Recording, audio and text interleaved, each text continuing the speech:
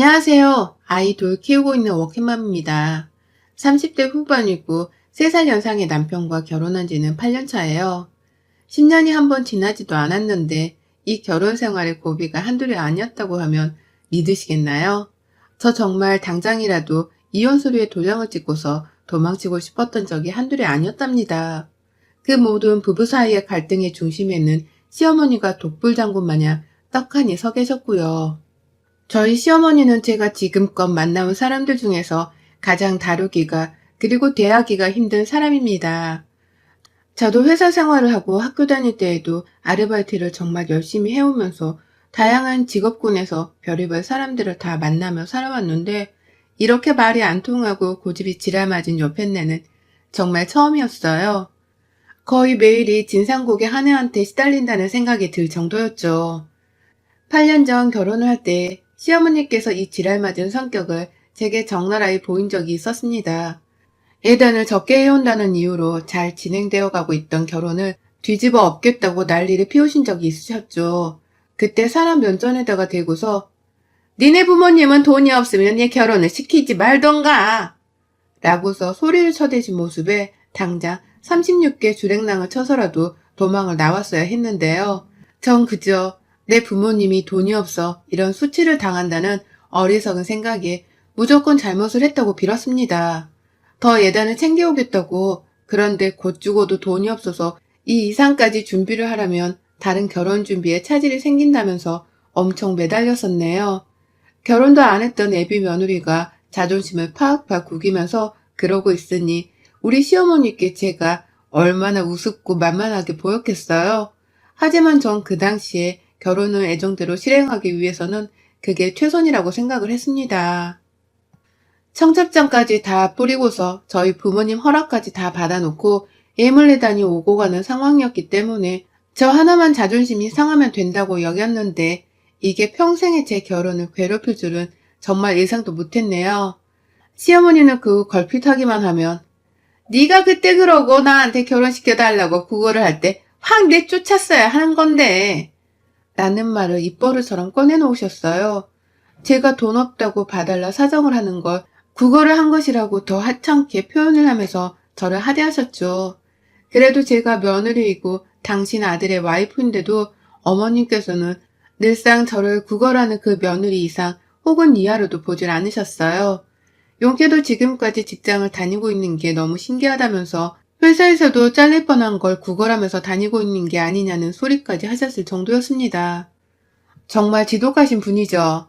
그런데 이런 사람을 저는 급기야 합가까지 해가면서 함께 살았어요.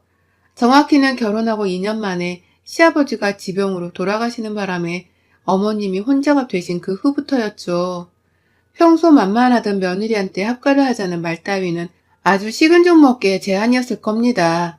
그리고 아니나 다를까 시어머니께서는 남편에겐 설득을 하고 저한테는 통보를 하면서 합가를 할 거라고 말을 전해오셨죠. 평소 제가 시어머니로부터 언어적으로나 물질적으로나 시집살이를 엄청나게 당하고 있다는 것을 잘 알고 있던 남편이 그건 좀 고려를 해봐야 할 것 같다면서 처음엔 거절 의사를 밝혔어요. 시어머니가 그 후 저한테 합가를 무조건 할 거니까 며칠날 회사 가지 말고 집에 있으라며 통보를 하셨어요. 그리고는 전날까지 제가 회사에 월차를 냈는지 안 냈는지에 대해서 확인을 하시고는 다음날 바로 짐을 싸서는 저희 집으로 들이닥치셨죠. 시댁에서 쓰던 냉장고에 김치냉장고, 세탁기에 하다못해 4인 가구용 소파까지 트럭에 싸매고 쳐들어오신 바람에 저희 집 꼴은 순식간에 쓰레기 폐기장 비슷한 게 되어버렸어요. 32평짜리 집안이 순식간에 5평짜리 단칸방이 되어버린 모습이었고 저는 무려 3일이나 더 월차를 내고서는 그 짐들을 해결하느라 아주 똥줄이 빠졌었답니다. 죽어도 자신이 들고 온 가전제품을 버리지 못하겠다며 고집을 부리시는 바람에 결국 방 하나를 시어머니께 드리고서는 그 안에 어머님만의 스튜디오를 만들어드렸네요. 어머님만의 냉장고, 세탁기를 다 넣어드렸고 그 방 바로 앞에 4인용 소파를 보란듯이 놓아두고서는 마음대로 누리고 쓰시며 살라고 말씀을 드렸더니요. 한 일주일 정도 그렇게 살아보다가 집이 너무 좁은 것 같은데? 라고 하면서 중고나라에 팔라고 결국 말씀하시더라고요. 고집은 고집대로 세고 무식은 하늘을 찌르고 도통 생각이라는 것을 하지 않고서 화를 내지르시는 분이셨어요. 아래에서 죽어나는 건 오로지 며느리인 저 하나뿐이었죠. 그렇게 어처구니가 없게 합가가 불현듯 시작이 되었고 저는 애들을 낳고 키우는 사이에 시어머니까지 챙겨드리면서 정말 지독하리만큼 1분 1초가 모자란 직장맘의 삶을 살았습니다. 당연히 오래도록 연락해오고 지내던 친구들과는 진작에 연락이 끊겼고요. 오로지 가족들 챙기고 뒷바라지를 하느라고 온 신경이 그리로만 쏠려버렸어요. 친정에서도 가끔 보는 저를 매번 걱정하고 안쓰러워할 만큼 제 몰골은 갈수록 피폐해져 갔고요. 또래 사람들을 만나더라도 제가 10살은 더 먹은 것 같아 보이기도 했답니다. 그 정도로 외모 관리 또한 뒷전으로 여기고서는 당장에 오늘만 살고 죽는 여자였죠. 그런데 혼내는 시어머니보다 말리는 시누이가 더 밉다고 하잖아요. 제가 시어머니 복도 없는데 하다 시누이 복도 없더라고요. 처음 시어머니가 합가를 하셔서 저희 집에 왔을 때 시누이가 저희 집을 자주 찾아오지 않았었어요. 그 당시 시누이는 혼자 밖에 나가 자취를 하는 중이었고 당시 남편 되는 사람이랑 열렬히 사귀고 있었는데 연애에 아주 미쳐서는 자기 엄마가 새 집에 들어간 것도 제대로 확인 한 번 안 하고는 몇 달 동안 얼굴을 코빼기도 안 비쳤어요. 완전히 자기 엄마를 며느리인 저한테 맡기겠다는 심보인 것이 눈에 훤히 보였었죠. 아무튼 그렇게 며느리인 저한테 자기 엄마를 떠안기고서는 나몰라라 하더니만 시어머니랑 합가하고서 딱 6개월 정도 되면서부터는 저희 집을 자주 오더라고요. 남자친구랑 완전히 결혼을 하기로 했다고 하면서 말입니다. 이제는 남친이 아니라 남편이 되는 사람이라서 연애에 그리 목을 맬 이유가 없다고 생각을 하는 건지 여유를 가지고서 저희 집을 왔는데요. 말 한마디 한마디가 얼마나 거슬리고 약이 오르던지요. 시어머니가 내 딸 왔는데 너 언제까지 같이 앉아있을 거야? 뭐라도 음식을 대령해 와야 할 거 아니야. 라고 하면서 저한테 콩쥐 부리듯이 시집살이를 시키면 시누이가 그러더라고요. 아이고, 우리 엄마가 다른 시어머니보다 낫네. 밥기니 제때 챙기게 하라고 조언해주는 어른이 있어서 넌 얼마나 좋겠어. 라고 말이죠. 이게 뭔 귀신 뒤통수 때리는 소리인지요. 저 부려먹는 시어머니를 말리기는커녕 조언해주는 좋은 어른이 있음에 감사하라고 하다니. 그 애미의 그 딸년이구나 싶더라고요. 하지만 문제는 이런 식의 시누이의 말들이 계속되었다는 겁니다. 시어머니 한 사람의 시집살이만으로 저는 정말 너무 힘든 적이 많았거든요. 회사 갔다가 집으로 오는 길이 육아전쟁을 하는 전쟁터인 것만 같기도 했는데 동시에 시어머니를 상대해야 하는 지옥불에 가는 것도 같았습니다. 여러모로 집에 가는 게 시어머니 하나 때문에 괴로웠어요. 남편도 저를 어떻게든 도와주고 챙겨주려고 배려를 많이 하는 모습이었지만 그러면 시어머니가 더 불같이 화를 내면서 저를 괴롭히거나 시집살이를 부려댄 바람에 오히려 남편이 나서주지 않는 것이 저에게 이득이었습니다. 뭐 하나라도 도와주겠다고 남편이 앞치마를 대신 매기라도 하며 그날 저희 집은 정말 시어머니의 불호령으로 인해 전쟁터를 방불케 하는 소음이 퍼져나갔어요. 남자가 앞치마를 매는 사이에 마누라란 년은 도대체 뭐하고 있는 거냐면서 저딴 년 하나 손에 물 묻히게 하는 게 그렇게 싫으면 차라리 내가 하겠다면서 자신이 두 팔 걷어서는 막 싱크대 안에 보란듯이 손을 담그는데 아휴 그 진상짓에 결국 남편이랑 제가 두 손 두 발을 들고서는 항복을 하고야 말곤 했죠. 제가 할게요. 제가 하려고 했어요. 라고 하면서 결국 최종적으로 설거지를 하는 사람은 다름 아닌 저였고요. 그리고 이런 짓은 시누이가 집에 왔을 때에도 계속 되었고요. 시누이는 한창 결혼 준비를 하고 있었는데 저한테 그러더라고요.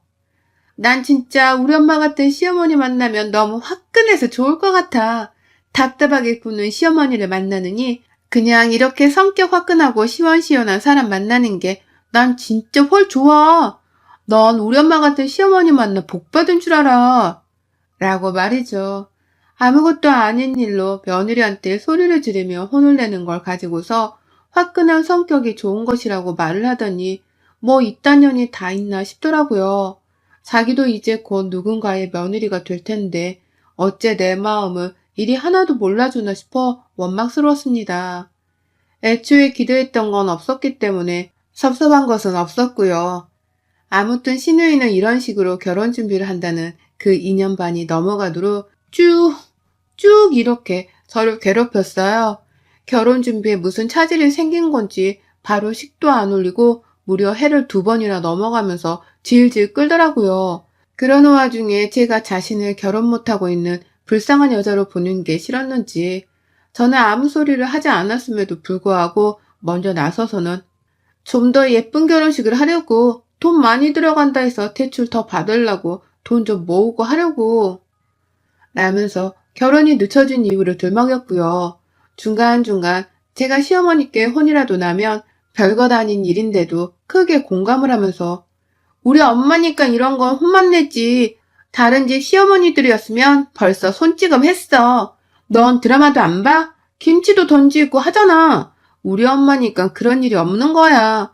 너 진짜 감사하면서 살아야 해. 남편 잘 만났지. 시어머니도 잘 만났지. 라고도 했어요. 그때 제가 정말 진심으로 바랬었습니다. 어디 너는 진짜로 네 얼굴에 김치포대기 던지는 독종 중에 독종이 시어머니를 만나라고 빌었습니다.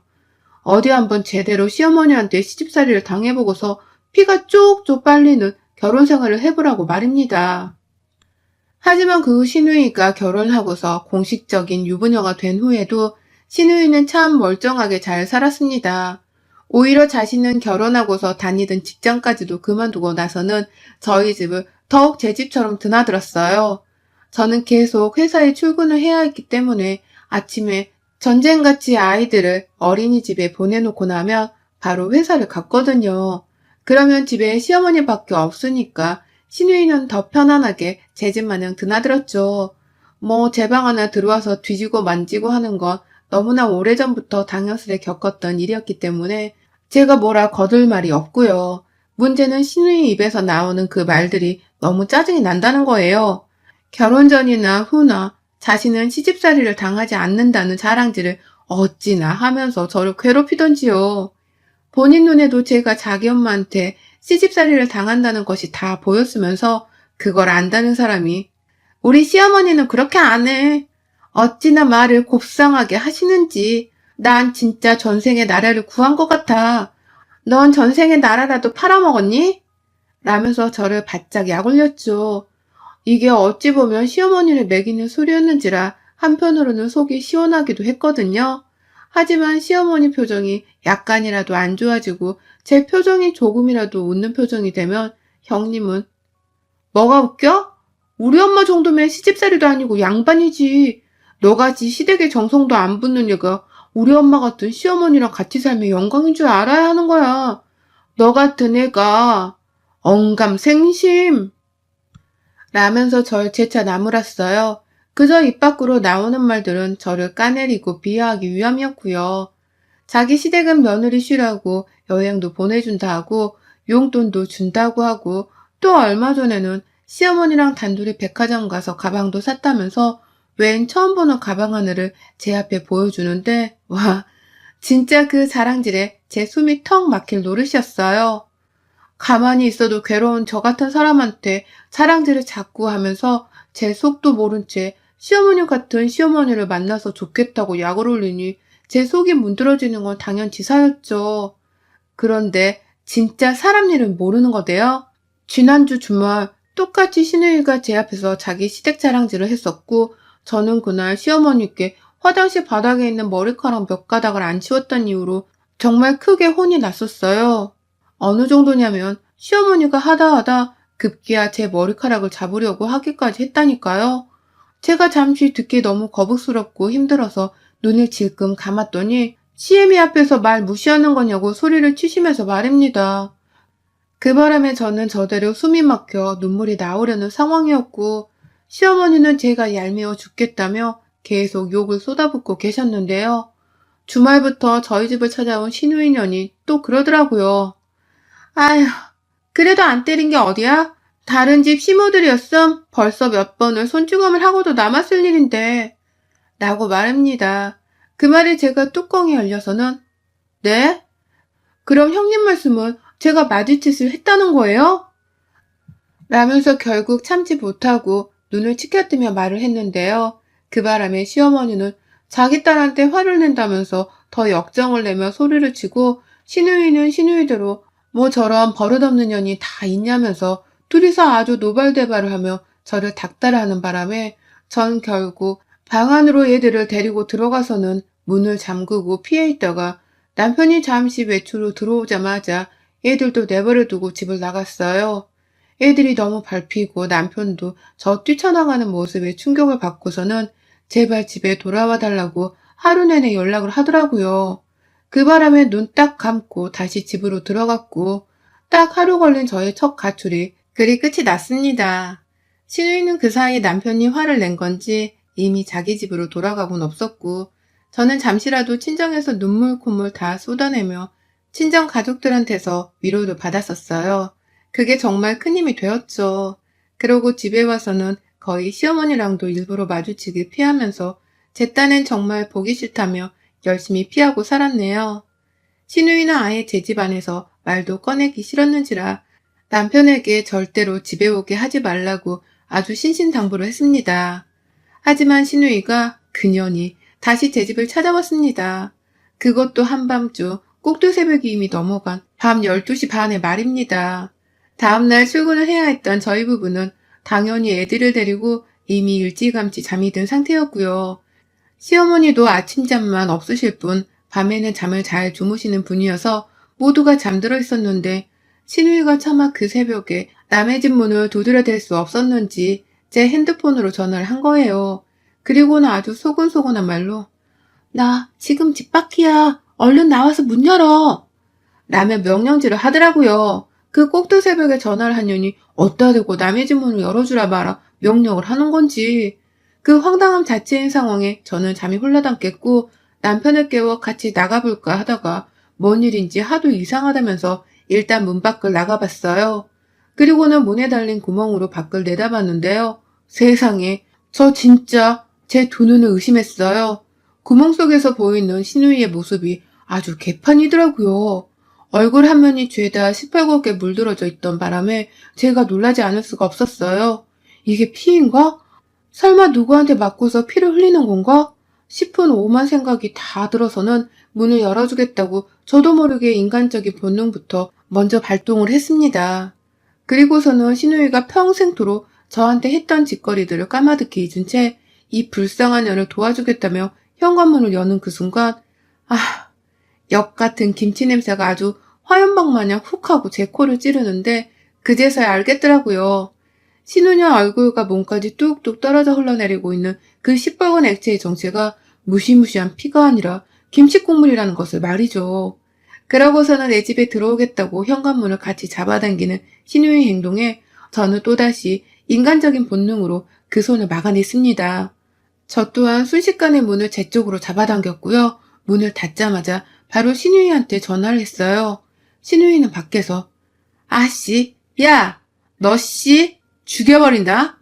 라는 식으로 오만 협박성 말을 꺼내면서 문을 당장 열어달라고 소곤거리고 있었습니다. 하지만 저는 그 말에 대답을 하지 않은 채 현관에서 전화를 걸었고 신우이가 곧장 제 전화를 받았어요. 아니나 다를까 또 욕을 짓거리는 그년에게 나랑 싸우고 집 나가게 했던 거 잊으셨어요? 사고 한마디 없이 어디다 대고 남의 집에 그 꼴을 하고 찾아와요? 내가 그 정도로 만만한 거예요? 잘 들어요. 그딴 식으로 할 거면 나도 이제 이판사판이니까 다시는 내 집에 사고 없이 찾아올 생각 마요. 사람이 도리가 있어야지 뭐 저리 천박해? 라며 시원시원하게 내뱉었어요. 새벽이었고 잠을 깨웠다는 사실에 더 신경질이 나서는 저도 막 그냥 생각이 나는 대로 신우이한테 말을 질러버렸습니다. 그랬더니 신우이가 조금은 이상해졌어요. 아니, 아주 많이요. 그렇게 절 약올리고 무시하고 시어머니 편들고 괴롭히는 재미로만 살아왔던 여자인데 갑자기 흐느끼기 시작하더라고요. 그 독종인년이 제 앞에서 우는 소리를 들려주기 시작한 겁니다. 혼자 막 숨도 못 쉬면서 꺼이꺼이 목소리를 낮춰가며 울더니만 급기야 욕해서 미안해. 내가 잘못했어. 내가 지금 제정신이 아니라서 사과부터 먼저 하는 걸 깜빡했네. 나 좀 집에 들어가게 해줘. 나 좀 살려줘, 제발. 라면서 집에 들어가게 해달라고 무작정 애원을 했어요. 살려달라는 극단적인 말을 하면서 말입니다. 누구한테 쫓기기라도 하나 싶어 퍽 마음이 흔들렸지만 그간 그 오랜 시간을 괴롭히며 제 숨통을 조여왔던 신우이에게 자비란 없었습니다. 군자의 복수는 10년도 짧다고 하던데 저도 지금 이 순간이 인연에게 복수를 할 수 있는 절호의 기회라고 생각을 하니 절대로 놓치기가 싫었어요. 그리고는 신우이한테 말했죠. 뭐 시어머니한테 김치포기로 처맞기라도 하셨어요? 라면 씨앗이 쪼개버렸어요. 그러자 신우는 이야, 이 여자 입에서 무슨 대답이 나온 줄 아세요? 너? 내가 어머님한테 김치로 맞은 거 어떻게 알았어? 야, 나 진짜 죽는 줄 알았어. 가뜩이나 결혼하고 하루도 안 쉬고서 우리 집에 찾아와 나 괴롭힌 걸로도 모자라서 네가 우리 엄마 모시고 산다는 소리를 듣더니만 너도 그렇게 해보라면서 짐 싸들고 들어온 게 벌써 2년이야. 매일이 지옥이어서 집에 있을 수가 없던 바람에 내가 니네 집을 자주 찾아온 거야. 나 한 번만 봐줘. 넌 누구보다 내 맘 잘 알잖아. 나 좀 들여보내줘. 오늘도 혼나다가 김치에 손으로 빵까지 얻어맞고는 도저히 더는 못 참겠어서 나온 거야. 나 좀 제발. 라고 하면서 말을 하다가 몇 번이나 감정이 복받쳐서는 우느라고 제대로 잊지를 못하더라고요. 평상시에도 집으로 무작정 찾아와서는 우리 시어머니가 저한테 한 것처럼 신우이한테도 시집살이를 당해왔고 그렇게 살아오다가 벌써 합가를 하고서 산 지가 2년이 되었다니. 이 소리를 단 한 번도 제 앞에서 한 적이 없었고 오히려 시집살이를 당하는 저를 괴롭히며 살아왔던 신우이였는지라 전 정말 기가 막혔습니다.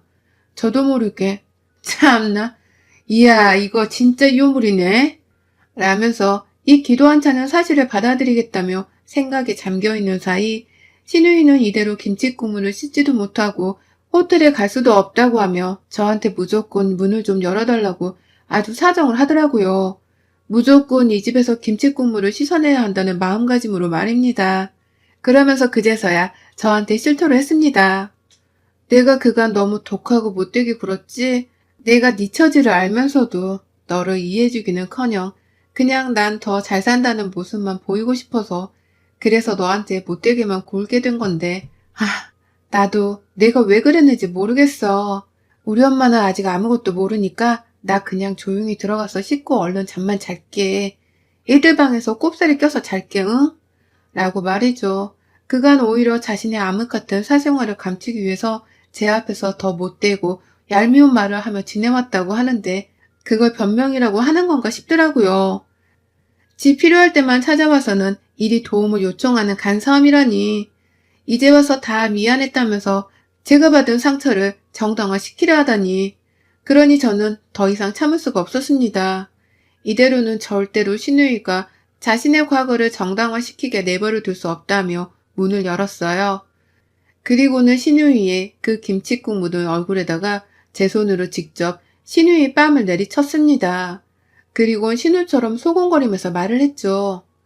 이게 어디다 대고 이제 와서 용서를 빌어? 네가 한 짓거리를 용서받고 싶으면 네 엄마 데리고 평생 내 눈앞에서 꺼지던가. 아님 너라도 제발 내 시야에서 사라지라고. 달린 주둥이라고 아무 소리나 짓거려? 확 주둥이 찢어버릴라.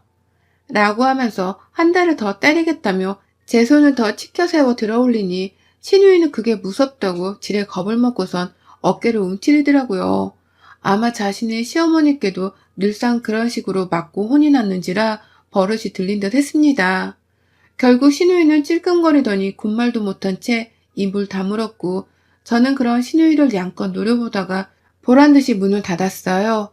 화장실로 곧장 들어가서 제 손에 묻은 마른 김칫국물을 닦는데 와, 기분 묘하대요.